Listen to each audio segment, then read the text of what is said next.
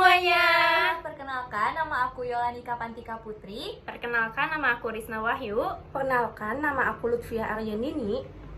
Kami dari kelompok 3 akan mempresentasikan tentang botnet, SQL injection, data leakage, internet auction fraud, farming, invest dropping, dan paket sniffer. Mari kita mulai. Botnet. Istilah botnet merupakan singkatan dari robot dan network. Botnet adalah suatu kumpulan dari program dan perangkat yang terinfeksi oleh malware yang saling terhubung dalam jaringan internet dan dikendalikan oleh pihak tertentu. Botnet merupakan salah satu jenis kejahatan siber yang perlu diwaspadai karena dapat merusak server, mencuri data, dan dapat mengirimkan malware yang berbahaya. Cara kerja botnet. Yang pertama, ada tahap persiapan, dimulai dengan mencari kelemahan pada website, aplikasi, atau kebiasaan si pengguna agar terinfeksi malware-nya. Kemudian, ada tahap infeksi. Perangkat pengguna yang terinfeksi malware-nya itu akan diambil alih kontrol perangkatnya. Kemudian ada tahap aktivasi. Botmaster akan mengatur semua bot menjadi botnet dan pada umumnya botmaster akan menginfeksi jutaan komputer aktif untuk memperkuat bot. Kemudian ada jenis-jenis serangan botnet. Yang pertama ada DDoS, yaitu bentuk serangan siber dengan membanjiri trafik jaringan internet agar si servernya itu mengalami rusak. Kemudian ada phishing, yaitu sebuah upaya yang dilakukan untuk mendapatkan data pengguna dengan menyamar sebagai lembaga atau pihak yang terpercaya. Kemudian ada brute force attack, yaitu suatu serangan yang dilakukan untuk mendapatkan kredensial pengguna. Ini merupakan salah satu contoh kasus botnet, yaitu botnet menyerang situs WordPress pada tahun 2013. Selanjutnya ada analisis fraud triangle. Yang pertama ada pressure atau tekanan. Adanya tekanan dari pelaku untuk mendapatkan penghasilan dengan melakukan perbuatan tersebut. Kemudian ada opportunity atau kesempatan. Adanya peluang besar pada target si pengguna WordPress yang memakai nama admin dengan mencuri banyak kata sandi atau password yang dilakukan oleh si pelaku. Kemudian ada rasionalis atau rasionalisasi, adanya kecerobohan dari pengguna WordPress saat menggunakannya, sehingga si pelakunya itu dapat melakukan penargetan pencurian WordPress gitu. Kemudian ada SQL injection. SQL injection adalah sebuah upaya yang dilakukan dengan menyerang kerentanan keamanan web yang dapat mengganggu data aplikasi. Nah, SQL injection ini tuh merupakan bentuk serangan yang digunakan untuk mendapatkan isi database pada aplikasi. Nah, SQL injection ini dilakukan dengan cara memodifikasi perintah SQL pada form input aplikasi, sehingga si pelakunya itu dapat mengirimkan sinteks ke database aplikasi dan dapat melihat data milik pengguna lain maupun data lain yang hanya dapat diakses oleh aplikasi tersebut. Kemudian ada cara kerja SQL injection. Yang pertama, hacker akan mengidentifikasi celah keamanan pada form input, login website atau aplikasi. Kemudian akan memasukkan query SQL yang berbahaya. Kemudian query SQL divalidasi dan perintah dieksekusi oleh database. Selanjutnya, hacker akan mendapatkan akses untuk dapat melihat atau mengambil data yang bertindak sebagai sistem administrator. Nah, adanya SQL injection ini juga dapat memungkinkan seseorang dapat login ke dalam sistem tanpa harus memiliki account, sehingga dapat menyebabkan terjadinya perubahan, penghapusan, maupun penambahan data-data di dalam database yang dapat membahayakan. Nah, ini salah satu contoh kasus SQL injection, yaitu situs KPU diserang hacker pada tahun 2004. Kemudian ada analisis fraud triangle. Yang pertama ada opportunity atau kesempatan. Adanya celah peluang yang terjadi karena KPU yang terlalu percaya diri dengan sistem teknologi yang dimilikinya senilai 152 miliar yang tidak dapat direntas. Namun pada kenyataannya sistem informasi tersebut dapat direntas oleh pelaku dengan mudah tanpa menggunakan tools khusus. Kemudian ada rasionalis atau rasionalisasi. Adanya rasa tidak bersalah dan hanya merasa mengetes keamanan sistem informasi tersebut, sehingga pelaku dapat mengubah nama partai politik menjadi Jambu, Bah Jambon, sampai kolor hijau. Kemudian pada saat dijatuhin hukuman, ia pun bersikap kooperatif dan hukuman penjara tersebut dipangkas menjadi 6 bulan 21 hari. Baik, materi selanjutnya yaitu ada data leakage atau kebocoran data. Nah, data leakage atau kebocoran data ini merupakan suatu upaya dalam menyalin data sebuah perusahaan tanpa izin atau kondisi di mana data sensitif tidak sengaja terekspos atau terakses oleh pihak yang tidak sah. Nah, ancaman ini biasanya dapat terjadi melalui situs website, email, hard drive, ataupun laptop. Nah, perlu diketahui juga data leakage ini tidak sama dengan pelanggaran data. Nah, pada saat data leakage terjadi, peretas dapat mencuri data sensitif berupa yang pertama ada informasi identitas. Nah, informasi identitas ini seperti nama, alamat, nomor telepon, alamat email, username, kata sandi, dan lain-lain. Lalu yang kedua, aktivitas pengguna. Nah, seperti riwayat pemesanan, riwayat pembayaran, kebiasaan browsing, dan lain-lain. Lalu yang ketiga ada informasi kartu kredit seperti nomor kartu. Lalu selanjutnya dapat dilihat di sini ada contoh kasus dari data leakage. Nah, di sini contoh kasusnya yaitu beberapa waktu yang lalu terjadi kasus kebocoran data yang ada di Indonesia. Nah, kasus ini terjadi pada salah satu situs belanja online di Indonesia dan mengakibatkan tercurinya 91 juta akun dan 7 akun pedagang. Nah, beberapa data yang bocor diantaranya yaitu data pribadi pengguna seperti nama lengkap, tanggal lahir, serta alamat pengguna. Nah, peretas di sini menggunakan data tersebut untuk menjualnya di dalam dark web. Bisa dilihat di sini ada beritanya. Nah, lalu ada contoh kasus lain dari kebocoran data, yaitu di sini ada 13 juta data bocor Bukalapak dijual di forum hacker. Nah, lalu di sini juga ada kebocoran data dari BPJS Kesehatan.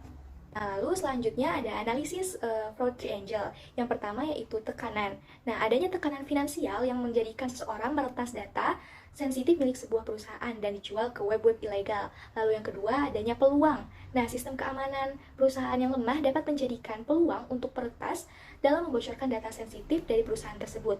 Dan yang ketiga, pembenaran atau rationalization sering terjadi dalam kebocoran data. Peretas menjual data sensitif perusahaan yaitu karena ada alasan kekurangan ekonomi atau finansial yang tidak cukup. Selanjutnya yaitu ada internet auction atau yang lebih dikenal sebagai pelelangan online. Nah, secara umum internet auction ini merupakan sistem pelelangan yang dilakukan online menggunakan media internet. Nah, pada pelelangan online ini biasanya berlangsung dengan jangka waktu yang lebih lama daripada pelelangan tradisional atau lelang pada umumnya karena lelang online ini tidak memiliki keterbatasan seperti lokasi dan waktunya. Nah, pada kasus fraud ini, internet auction diartikan sebagai penggunaan situs lelang internet untuk menipu orang lain. Lalu, bisa dilihat dari sisi positifnya, lelang online memiliki beberapa keunggulan, yaitu yang pertama, tidak adanya keterbatasan waktu dan lokasi. Lalu, dapat mempermudah penawaran dan pelelangan, lalu layanan yang luas sehingga dapat digunakan di seluruh dunia. Lalu yang ketiga, jumlah pelelang dan penawar yang cukup besar sehingga dapat mengembangkan proses jual beli. Dan yang terakhir, pengimplementasian yang mudah dan cepat. Nah, lalu kelemahan dari lelang online ini yaitu sering terjadinya kegagalan proses upload, penawaran paket lelang, penawaran tidak sesuai syarat, penanggung jawab dari sistem tidak jelas, dan lain-lain. Nah, adapun di sini contoh kasus dari internet auction. Nah, di sini putra Presiden Jokowi hampir tertipu oleh pelelangan online ini yang berasal dari media sosial yaitu Instagram. Nah, bisa dilihat dari berita yang telah ada di website. Di sini polisi menangkap 4 pelaku penipuan. Nah, di sini bisa dilihat bahwa pelaku masih di bawah umur dan mereka memanfaatkan peluang yang ada. Nah, lalu selanjutnya ada analisis fraud triangle-nya, yaitu yang pertama, karena adanya tekanan. Nah, fraud ini dapat terjadi bisa karena tekanan sosial yang menjadikan para penipu ini mencari cara agar mendapatkan uang lebih untuk membeli kebutuhan pribadinya. Nah, lalu karena adanya peluang. Nah, adanya peluang dalam kasus fraud ini menyebabkan fraud internet auction terjadi. Nah, peluang yang ada dalam kasus ini berupa para penipu yang pandai dalam melancarkan aksinya untuk meyakinkan para korban agar mentransfer uangnya. Nah, peluang lainnya juga dapat berasal dari bebasnya penggunaan sosial media menjadikan para penipu ini bebas untuk menggunakan sosmednya untuk menjalankan aksi penipuannya. Selanjutnya adalah pembahasan tentang parming. Parming adalah jenis serangan cyber rekayasa sosial yang memanipulasi lalu lintas web guna untuk mengambil alih informasi pengguna atau memasang malware di komputer mereka.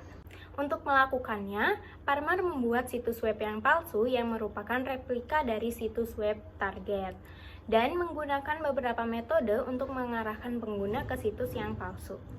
Pemalsuan website ini bertujuan untuk merekam semua data pribadi seperti nama pengguna, kata sandi, nomor akun, dan informasi sensitif lainnya. Biasanya, parmer ini menargetkan website platform pembayaran seperti bank, toko online, dan lain-lainnya. Nah, di sini ada salah satu contoh kasus sejarah tentang parming. Pada tahun 2015 di Brazil, parmer menyebarkan email phishing kepada pengguna router rumah UTS Starcom dan TR-Link berpura-pura mewakili perusahaan telekomunikasi yang terbesar di Brazil. Email berisi tautan berbahaya yang setelah diklik mengirim korban ke server yang menyerang router mereka. Lalu ada analisis fraud triangle. Yang pertama ada pressure atau tekanan. Adanya tekanan finansial yang membuat seorang parmer melakukan tindakan tersebut dengan mengambil keuntungan dari pemalsuan permintaan lintas situs. Yang kedua ada opportunity atau kesempatan. Fraud ini terjadi karena adanya peluang dari kasus ini berupa para parmer berhasil mengelabui lawannya dengan cara berpura-pura mewakili perusahaan telekomunikasi terbesar di Brazil. Pembahasan selanjutnya adalah eavesdropping.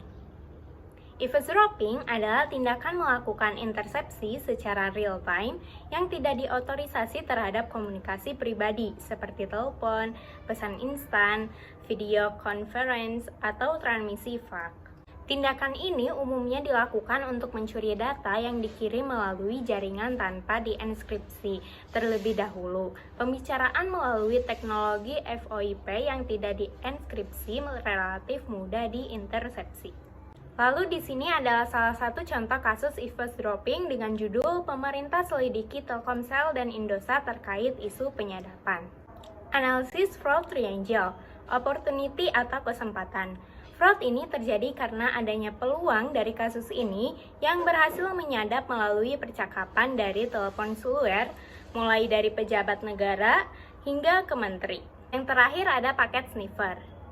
Paket sniffer adalah sebuah kegiatan untuk mencari atau memantau sebuah paket data yang dikirimkan oleh target pada sebuah jaringan yang melewati sebuah protokol. Untuk mendapatkan sebuah informasi tersebut, maka attacker akan membelokkan sebuah paket data atau informasi pada komputer attacker. Paket sniffer itu sendiri bisa diartikan secara sederhana sebagai penangkap atau pengumpul data. Nama lain dari paket sniffer adalah paket analyzer, protokol analyzer, atau network analyzer. Ada dua jenis paket sniffer. Yang pertama ada hardware paket sniffer dan yang kedua ada software paket sniffer. Cara kerja paket sniffer. Yang pertama, cara kerja paket sniffer adalah merubah antarmuka dan mengumpulkan semua paket data yang melalui jaringan yang sedang diawasi. Kemudian data tersebut dikonversi ke dalam data yang lebih mudah dipahami. Setelah itu, data akan dianalisis ke dalam blok-blok protokol berdasarkan sumber transmisi data.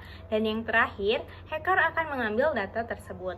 Lalu di sini ada salah satu kasus dari paket sniffer dengan judul Polisi Tangkap 3 Penyebar Malware JS Sniffer.